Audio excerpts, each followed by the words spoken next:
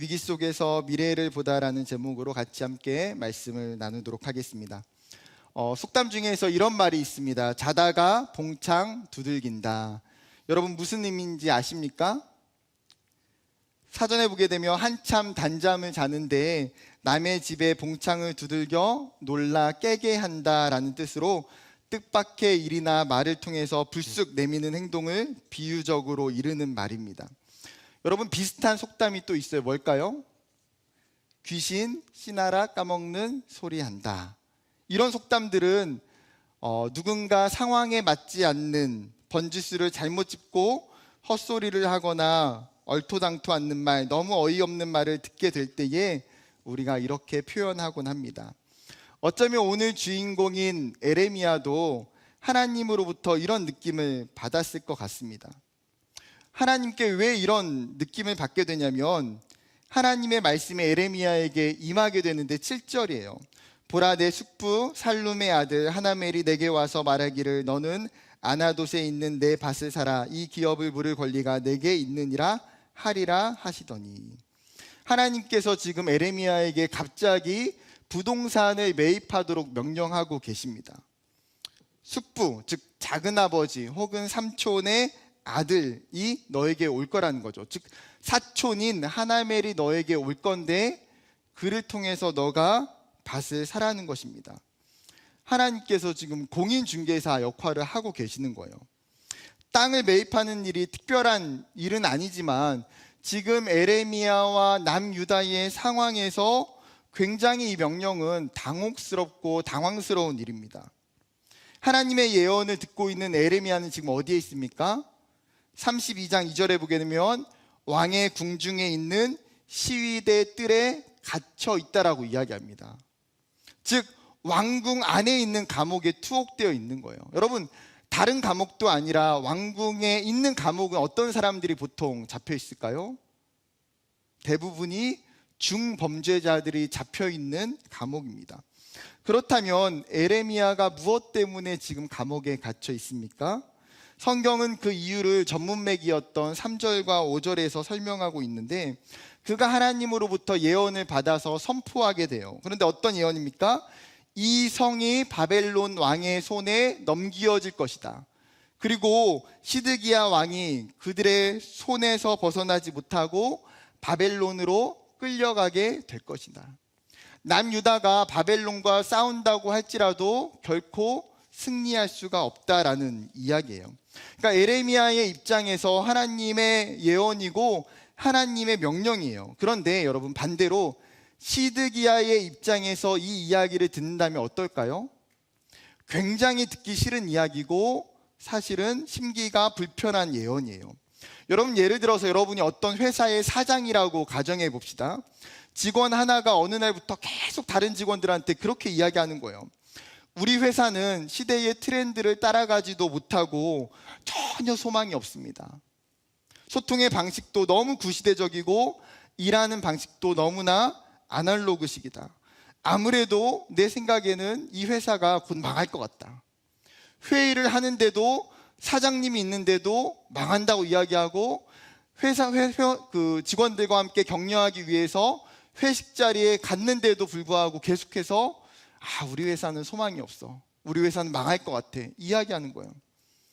여러분 아무리 맞는 말이라고 해도 이 이야기를 듣는 사장이 누가 가만히 두겠습니까? 에레미야도 시드기야 왕의 입장에서 보면 국가 사범죄예요. 계속해서 나라가 망한다. 왕은 잡혀간다. 어쩌면 예레미야가 40년 전에 한국 국적을 가지고 이 땅에 살았다면 어디 끌려갔을까요? 삼천교육대에 끌려가서 막 전기고문 당하고 물고문 당하고 옥수수 몇 개 빠지고 아마 그랬을 것 같아요. 지금 하나님의 예언, 하나님의 말씀을 선포하다가 감옥에 잡혀 있는데 이제는 하나님께서 뭐라고 말씀하세요? 그 감옥에서 땅을 사라는 거예요. 그 감옥에서. 심지어 유다가 어떤 상황입니까? 32장 1절에는 힌트를 주고 있어요. 유다 왕 시드기야 제10년, 느부갓네살 왕 제18년. 시드기야 왕 제10년은 BC 588년 587년경입니다. 즉 남유다가 멸망하기 1, 2년 전에 불과한 거예요. 이로부터 10년 전이었던 BC 589년에 느부갓네살 왕이 바벨론 군대를 이끌고 와서 이미 예루살렘을 1차 함락시켰어요. 그리고 나서 예루살렘을 점령하고 나서 느부갓네살 왕이 세운 왕이 누구냐면 시드기야예요. 그런데 시간이 조금 지나다 보니까 시드기야가 반바벨론 정책을 펴기 시작하는 거예요. 느부갓네살 왕 입장에서 어떻겠습니까? 괘씸하죠, 당연히. BC 588년에 다시 한번 예루살렘을 포위하기 시작합니다. 2절에 보게 되면 그때의 바벨론 군대는 예루살렘을 에워싸고, 즉 예루살렘이 공격을 받고 있는 상황이에요. 어쩌면 유다가 망하는 것은 기정사실화된 일입니다. 예레미야는 이 사실을 누구보다도 하나님의 예언을 통해서 들었기 때문에 명확하게 잘 알고 있는 상황이에요. 그런데 하나님은 지금 망하고 있는 그 나라의 땅을 사라는 거예요. 여러분, 현실적으로 이익이 전혀 없는 투자예요. 아니요, 투자하면 망합니다. 부도가 나서 망하는 회사에다가 돈을 투자하는 것과 별반 다르지 않아요. 여러분, 예레미야가 이 땅을 산다고 해서 그가 그곳에 밭을 가를 수 있을까요? 그 땅을 산다고 해서 예레미야가 그곳에 집을 짓고 살 수 있을까요? 아니요.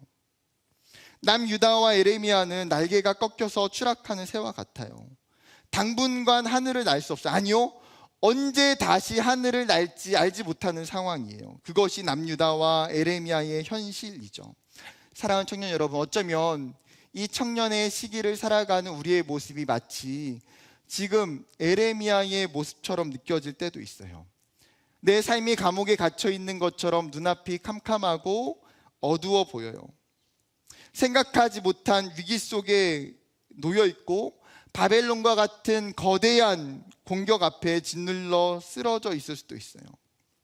지금 내 모습이 날개가 꺾여 있는 추락하는 새와 같다고 느껴질 때가 참 많을 거예요. 그러나 성경은 우리를 향해서 그것이 끝이 아니라고 말하는 거예요. 결코 낙심하고 포기하지 말아야 된다는 거예요. 왜요? 그것이 하나님의 뜻이 아니기 때문에. 다시 말씀으로 돌아와서 하나님은 남유다의 고통과 위기 속에서 예레미야에게 이야기하는 거예요. 아나돗에 있는 밭을 사라. 하나님의 말씀 후에 굉장히 놀라운 일이 실제로 일어나요. 얼마 후에 실제로 사촌인 하나멜이 면회를 오게 됩니다. 이유는 뭐예요? 하나님이 말씀하신 대로 베냐민 땅 중에 아나돗에 있는 그 밭을 팔기 위해서요. 생각해 보면 하나멜도 어쩌면 너무나 말이 안 돼요. 자신의 땅을 팔면서 지금 다른 친족들도 아니라 감옥에 있는 예레미야에게 이 땅을 사라고 지금 가지고 오는 거예요. 하나멜이 예레미야에게 찾아온 이유가 뭡니까? 사실 이거는 이스라엘이 가지고 있는 구약의 전통 때문이에요. 이스라엘은 고엘이라는 제도가 있었습니다. 레위기 25장 25절에 이렇게 이야기합니다. 만일 내 형제가 가난하여 그의 기업 중에서 얼마를 팔았으면 그에게 가까운 기업 물을 자가 와서 그의 형제가 판 것을 물을 것이요. 이스라엘에게 땅이란 하나님이 각 지파에게 주신 기업이에요. 이 기업은 개인적인 이윤과 이득을 내기 위해서 쉽게 팔 수가 없어요. 부득이하게 정말 경제적으로 어려워서 절박한 상황이 될 때에는 일정 부분 파는 것이 허용이 되었어요. 그런데 땅을 매매할 때에는 각 지파에게 할당되어진 토지가 다른 지파에게 넘어가게 해서는 안 돼요. 그러려면 누구에게 팔아야 됩니까? 가까운 친족에게 팔게 되는 것이죠. 오늘 이 레위기 25장 25절에 보게 되면 기업 물을 자라고 번역된 단어가 고엘이에요. 고엘. 그리고 고엘의 원어의 의미는 친족으로서의 역할을 하다라는 뜻이에요. 이러한 고엘은 단순히 땅에만 해당하는 것이 아니라 땅도 사람도 생명도 포함되는 것입니다. 우리가 잘 알고 있는 고엘의 대표적인 예가 룻기에 나와 있죠. 모압 여인이었던 룻이 남편이 죽게 돼요. 그리고 시어머니를 따라서 모압을 떠나서 베들레헴으로 옮겨가게 됩니다. 농사지을 땅도 없고 아무것도 가진 것이 없기 때문에 남의 밭에 나가서 떨어진 이삭을 주워다가 시어머니를 봉양하게 되죠. 그런데 이방 여인 룻이 떨어진 이삭을 줍도록 따뜻하게 보살핀 사람이 있었어요. 보아스라고 하는 사람입니다. 이 사실을 알게 된 시어머니였던 나오미가 보아스가 자신의 기업물을 자 중에 한 사람이라는 것을 알게 돼요. 그리고 그 후에 보아스는 나오미의 기업을 대신 물어주고 그들의 소유를 회복시켜 줍니다. 오늘 본문에서도 하나멜은 자신의 가장 가까운 친족인 에레미야에게 기업 물을 것을 요청하고 있는 거예요. 그때 에레미야가 확신한 것이 무엇입니까? 8절에 이렇게 이야기해요. 이것이 여호와의 말씀인 줄 알았다. 하나님께서 자다가 봉창 두드리는 소리를 하신 것이 아니라 땅을 매매하기 위해서 찾아온 그 하나멜을 보니까 이 요청의 주체가 하나님이라는 사실을 깨닫게 된 거예요. 이것이 하나님의 계획이고 이것이 지금 나와 남유다에게 말씀하고 있는 하나님의 상징 행위임을 그가 깨닫고 알게 된 것이죠. 덕분에 에레미야는 주저함 없이 토지 매매를 체결합니다. 은 17세겔을 주고 계약서를 쓰게 돼요. 법과 규례대로 두 개의 증서를 써서 하나는 봉인하고 하나는 봉인하지 않습니다. 그 후에 증인들을 세워 이 계약이 사실임을 증명해요. 3명 이상의 증인들을 세우게 되는데 에레미야는 시위대 뜰에 나가서 그 앞에 있는 남유다의 많은 사람들을 증인으로 세웁니다. 그리고 계약이 끝나자 바룩에게 증서를 보내서 토기에 보관하게 합니다. 그렇다면 아나돗의 밭을 사는 이 상징 행위를 통해서 하나님께서 에레미야에게 말씀하고자 하시는 것이 무엇일까요? 15절을 함께 같이 읽어볼까요? 15절 시작.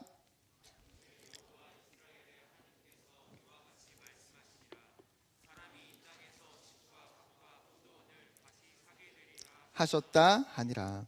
하나님께서 지속적으로 에레미야에게 말씀하신 것은 무엇입니까?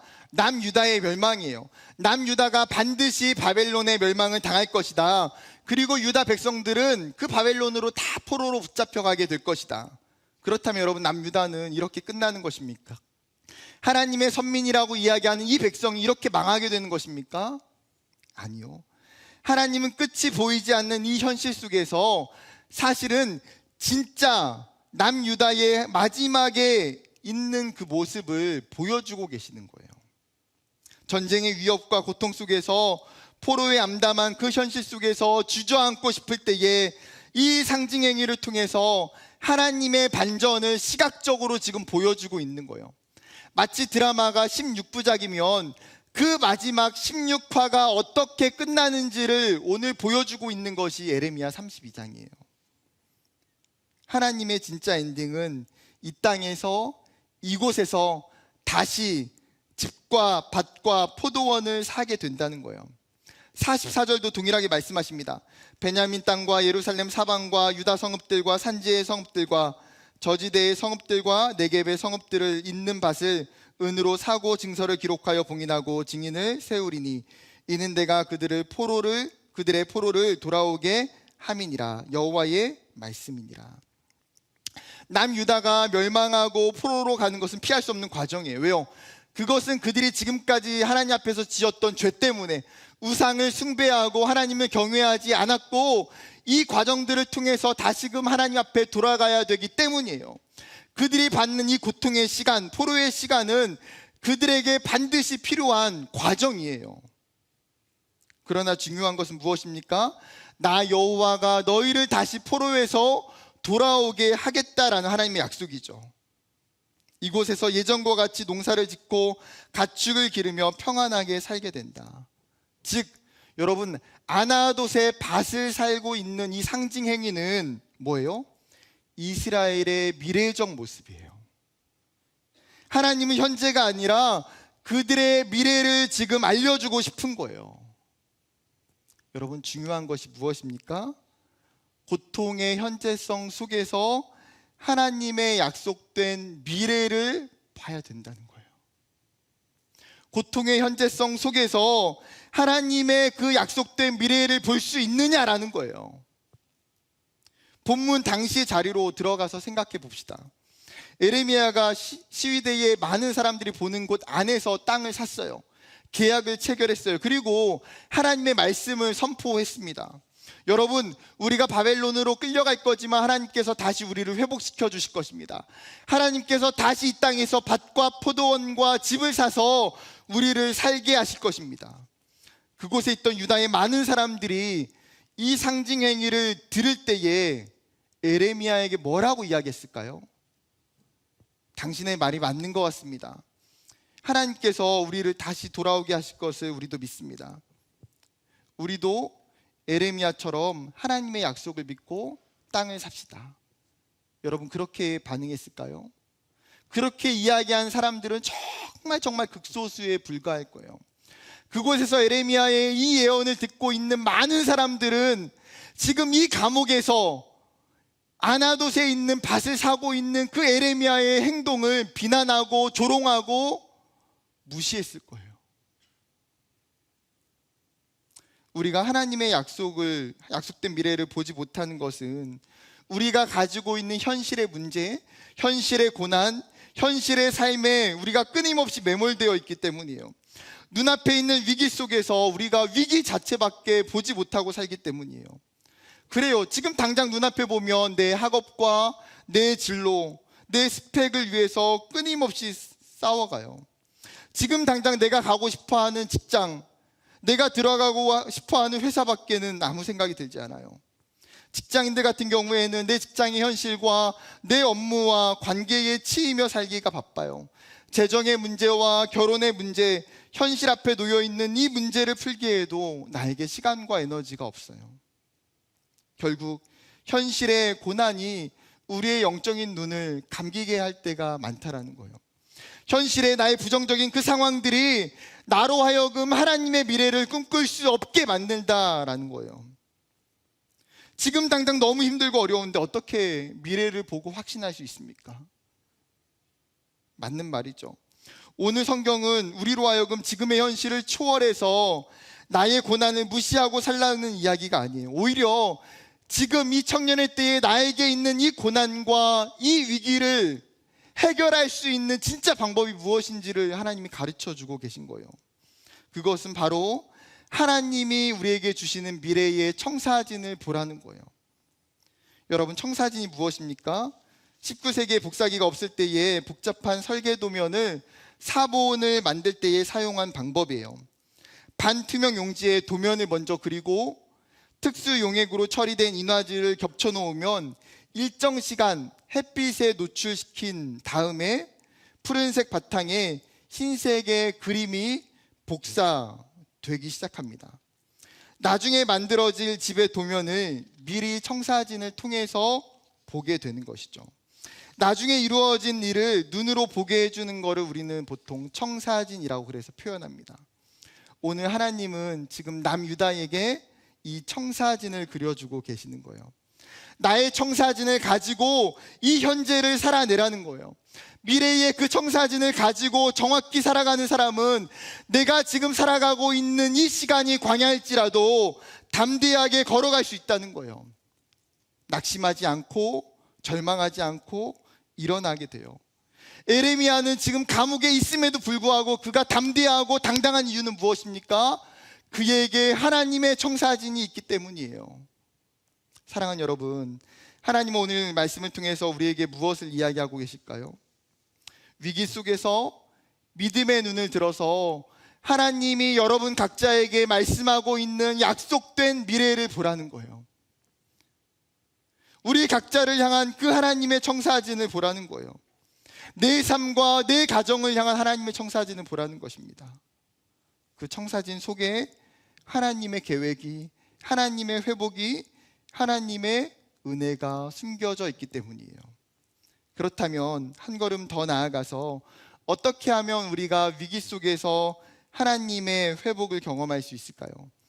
저는 적용으로 두 가지의 방법을 함께 나누기를 원합니다. 첫 번째는 하나님의 고급 정보가 우리에게 필요하다는 사실이에요. 많은 사람들이 미래에 대해서 정말 많은 관심을 갖고 있습니다. 그렇다 보니까 서점에 가면 미래를 예측하는 책들이 너무나 많이 쏟아져 나옵니다. 만약에 여러분이 우연한 기회로 어떤 땅이 10년 후에 개발된다라는 것을 듣게 되었어요. 혹은 어떤 벤처기업이 향후에 대기업으로 성장하게 된다고 알게 된다면 여러분 같으면 어떻게 하시겠습니까? 대부분 내가 가지고 있는 모든 돈을 투자해서 그 땅을 사지 않을까요? 돈이 없다고 해도 이 시대의 현상처럼 영끌해서라도 투자하려고 하지 않을까요? 몇 주 전에 제가 설교 예화로 재벌집 막내 아들, 부잣집 아니고 제가 확실히 봤습니다. 드라마로 재벌집이더라고요. 잘 살더라고요. 제가 그 드라마를 이제 좀 이렇게 봤어요. 이제 묵상을 하면서. 근데 송중기가 얼마나 부럽던지요. 송중기의 미래를 다 알고 있잖아요. 분당 개발, IMF, 닷컴 버블, 9.12 테러, 그 다음에 2002년 월드컵 4강, 이런 엄청난 정보들을 알고 있다 보니까 어때요? 위기 상황에서도 투자하는 것마다 다 성공과 성과를 이루게 돼요.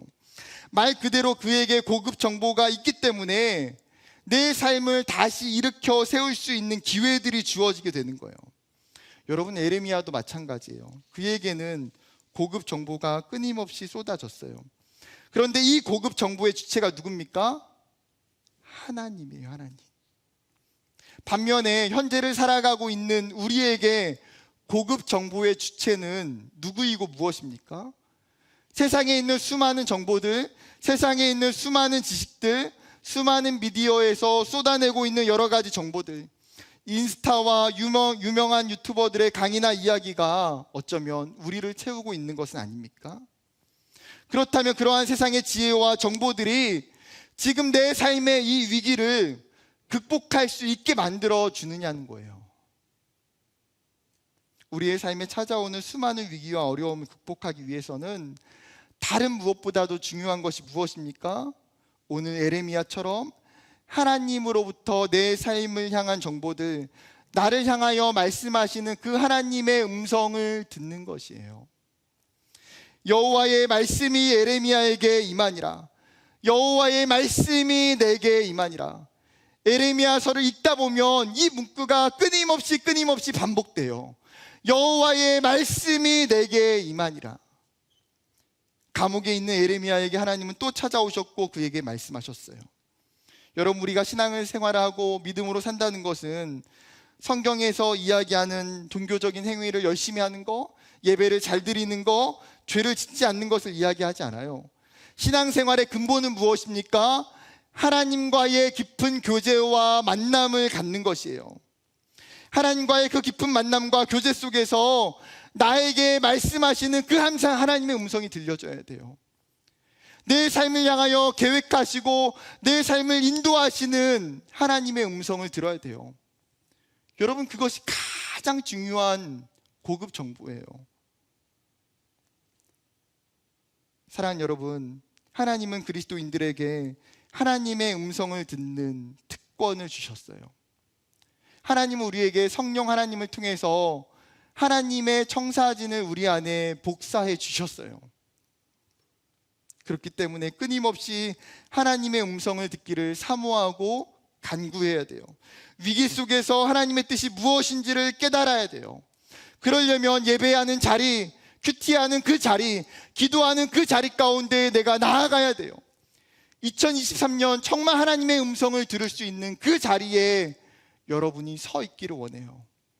잠잠히 하나님이 여러분을 향해서 말씀하시는 그 음성을 들을 수 있는 저와 여러분이 되기를 주님의 이름으로 축복합니다.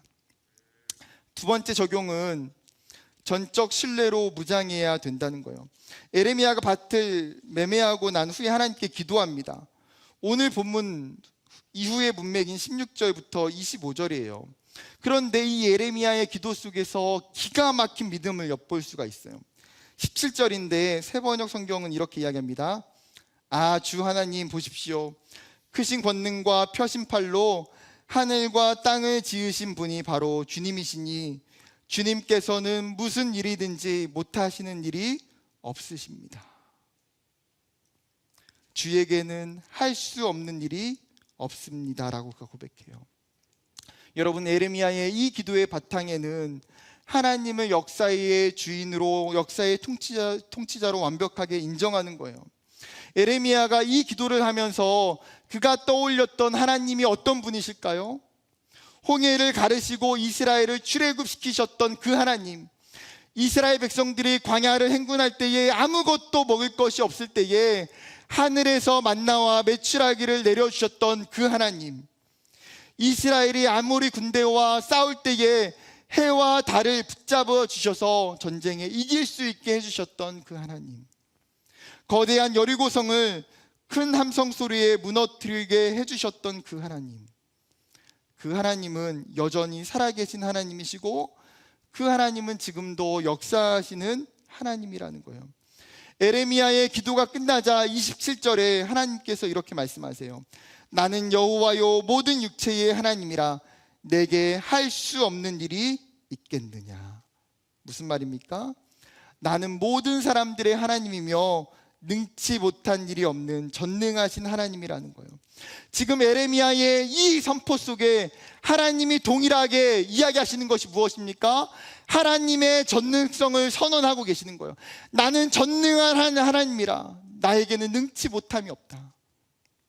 여러분, 우리가 하나님의 속성을 크게 두 가지로 분류하게 돼요. 하나님의 형상을 따라 창조된 인간에게 하나님이 동일하게 허락해 주셨던 공유적 속성이 있어요. 이 공유적 속성에는 사랑, 공의, 자비, 진실함, 거룩, 이러한 속성들이 있죠. 이러한 하나님의 속성들을 우리에게 주셨고 우리의 삶에도 나타나요. 반대로 오직 하나님만 가지고 계시는 비공유적 속성이 있어요. 예를 들어서 자존성, 스스로 태초부터 존재하시는, 영원성, 영원히 시간을 초월해서 존재하시는, 편재성, 어느 곳에서나 나타나시고 어느 곳에서나 존재하시는 그 하나님, 불변성, 하나님의 존재와 목적과 약속이 변함이 없으신 것. 이러한 비공유적 속성들을 아우를 수 있는 것이 어쩌면 하나님의 전능성이에요. 하나님의 전능하심. 하나님은 전능하시기 때문에 이 땅을 말씀으로 창조하셨고 모든 만물을 지으셨고 통치하고 계세요. 창세기 15장에 보게 되면 하나님께서 아브라함에게 자녀를 약속하시면서 그를 통하여 큰 민족을 이루겠다고 말씀하셔요. 그런데 이미 아브라함의 나이가 85세예요. 사라는 아이를 낳을 수 없는, 출산할 수 없는 상황이에요. 그들이 아무리 하나님의 그 약속을 듣고 기다려도 자녀가 생기지 않아요. 그래서 결국 아브라함과 사라가 했던 인간적인 방법이 무엇입니까? 사라의 종이었던 하갈을 통해서 후손을 낳는 거였어요. 그런데 창세기 17장에 아브라함이 99세가 되었을 때에 하나님께서 다시 나타나세요. 그리고 아브라함에게 이야기하세요. 나는 전능한 하나님이다. 내가 너에게 아들을 줄 것이고 너를 통해서 큰 민족을 이룰 것이다. 그리고 그 말씀대로 아브라함은 100세에 아들 이삭을 얻게 돼요. 출애굽기 6장에서도 모세에게 자신을 설명하시면서 하나님이 이렇게 말해요. 내가 아브라함과 이삭과 야곱에게 전능한 하나님으로 나타났다. 창세기 17장에 그리고 출애굽기 6장에 하나님의 이름을 이야기하면서 사용하고 있는 단어가 있어요. 바로 엘샤다이, 전능하신 하나님이에요. 에레미야는 이 전능하신 하나님에 대한 믿음이 있는 거예요. 그 전능하신 하나님에 대한 전적 신뢰가 있는 거예요. 남유다가 멸망한다 할지라도 하나님은 전능하시기 때문에 그의 약속을 반드시 신실하게 성취하시는 분이시다. 사랑하는 청년 여러분, 우리의 삶에서도 말할 수 없는 위기와 고난과 어려움들이 끊임없이 찾아와요. 내 힘으로 해결할 수 없는 고난들이 찾아와요. 여러분, 그때에 우리에게 이 에레미야의 믿음이 있었으면 좋겠어요. 여호와 하나님께서는 능치 못하심이 없으십니다. 내가 믿는 그 하나님은 불가능이 없는 그 하나님이십니다. 사역을 하면서 믿음으로 살아가면서 너무나 놀라운 것은 이 전능하신 하나님의 은혜가 우리의 삶에 나타난다는 거예요. 제 삶에도 여러분의 삶에도 이 전능하신 하나님의 일하심이 나타나요. 왜요? 그 하나님은 여전히 살아계시고 여전히 이 시대 가운데에도 하나님의 신실하심을 가지고 일하시기 때문에 말씀을 맺으려고 합니다. 사랑하는 여러분, 그 전능하신 하나님을 붙들며 살기를 소망합니다. 그 하나님을 전적으로 신뢰하는 청년들이 되기를 소망합니다. 그 하나님이 반드시 우리를 구원하시고 회복하시며 하나님이 고난의 현재성 속에서 하나님의 약속을 바라보는 그들에게 하나님께서 그 약속을 성취하실 줄 믿습니다. 그 약속을 믿는 청년들 되기를 주님의 이름으로 축복합니다.